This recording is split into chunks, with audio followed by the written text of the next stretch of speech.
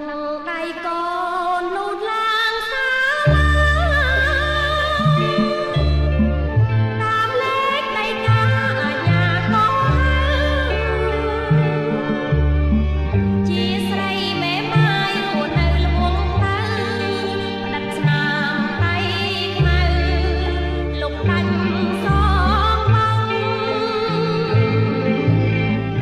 កូនស្រែកហៅឪ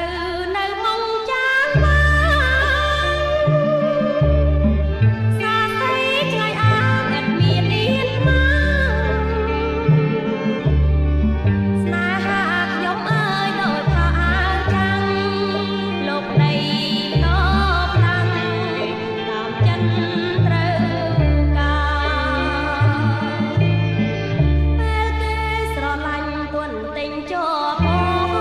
នដល់ពេលគេខ្វត់គេឆ្លើយដោះសរហើយចោលទាំងស្ដីជន់ឈ្លីផ្កាស្លាចុះពីសាលាចូលរោ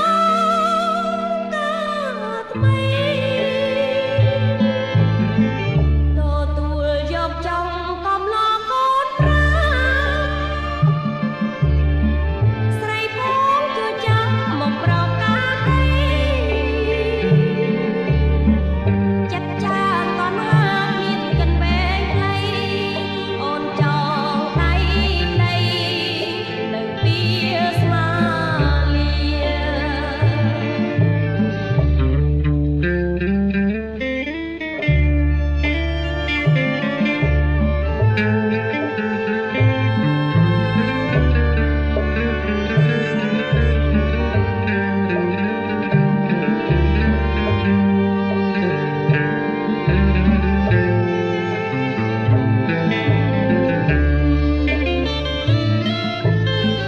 ពេលគេស្រឡាញ់ទន់ទិញជាប់អូ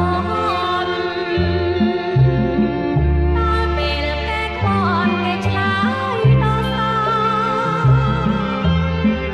ហើយចោលទាំងស្ដីជន់ឈ្លីផ្កាស្លាចុះពីសាលាចូលរោងការថ្មី